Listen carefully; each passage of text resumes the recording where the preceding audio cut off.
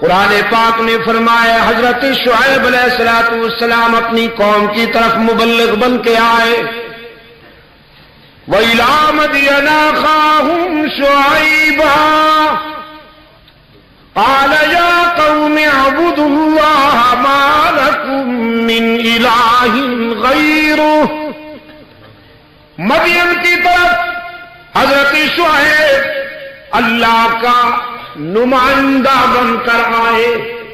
وہی دعوت دی جو حضرت نوح علیہ السلام کی دعوت تھی. اعبدوا اللہ ما لکم من الہ غیرہ. عبادت میں اللہ کے ساتھ کسی کو شریک نہ بناؤ. سجدے میں، قیام میں، رکوع میں، دعا و پکار میں اللہ کے حقوق میں کسی کو شریک نہ بناؤ. وَإِلَىٰ عَادٍ أَخَاهُمْ هُودًا قَالَ يَا قَوْمِ اعْبُدُوا اللَّهَ مَا لَكُم مِّنْ إِلَٰهٍ غَيْرُهُ. قوم عاد کی طرف حضرت ہود مبلغ حق و صداقت بن کر آئے. ان کی دعوت بھی یہی تھی. اعبدوا اللہ ما لکم من الہ غیرہ.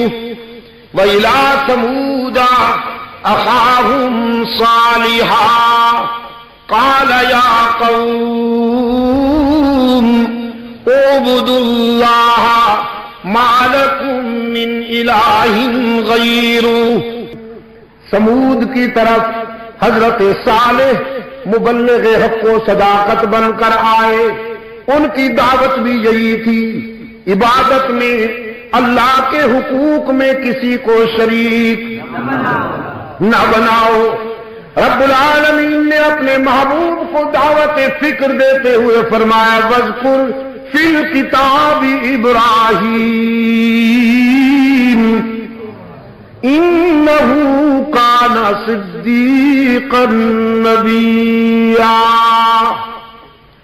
إِذْ قَالَ لِأَبِيهِ يَا أَبَتِ لِمَ تَعْبُدُ مَا لَا يَسْمَعُ وَلَا يُبْصِرُ وَلَا يُغْنِي عَنكَ شَيْئًا يَا أَبَتِ لَا تَعْبُدِ الشَّيْطَانَ إِنَّ الشَّيْطَانَ كَانَ لِلرَّحْمَٰنِ عَصِيًّا يَا أَبَتِ إِنِّي قَدْ جَاءَنِي مِنَ الْعِلْمِ مَا لَمْ يَأْتِكَ فَاتَّبِعْنِي أَهْدِكَ صِرَاطًا سَوِيًّا.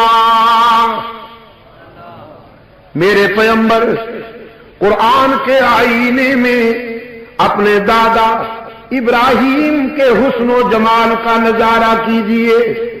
وہ ہمارا سچا دوست تھا. اللہ نے خود فرمایا کہ ابراہیم ہمارا سچا دوست تھا.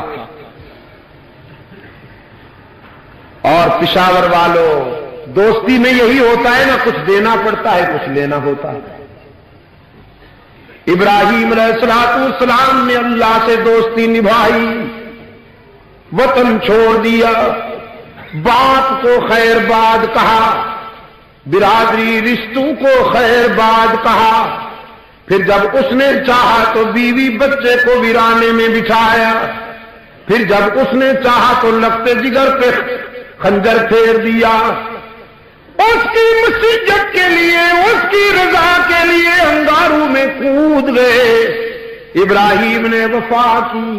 اللہ نے بھی جزا دی کہ ابراہیم کو اپنی دوستی کے لیے منتخب کر لیا اور صراط مستقیم پر لگا دیا. فرمایا وَاذْكُرْ فِي الْكِتَابِ إِبْرَاهِيمَ إِنَّهُ كَانَ صِدِّيقًا نَبِيًّا إِذْ قَالَ لِأَبِيهِ يَا أَبَتِ لِمَ تَعْبُدُ مَا لَا يَسْمَعُ وَلَا يُبْصِرُ وَلَا يُغْنِي عَنكَ شَيْئًا.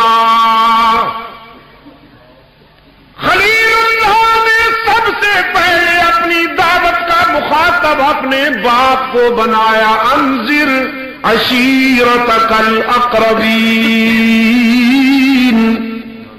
घर से दावत और तबलीग का सिलसिला शुरू किया। बाप से कहा, ओ बदनसीब, ये जिनके सामने तू जबीन झुकाता है, ये तेरी पुकार को सुन भी नहीं सकते, तेरे काम भी नहीं आ सकते, तेरी बदहाली को देख भी नहीं सकते।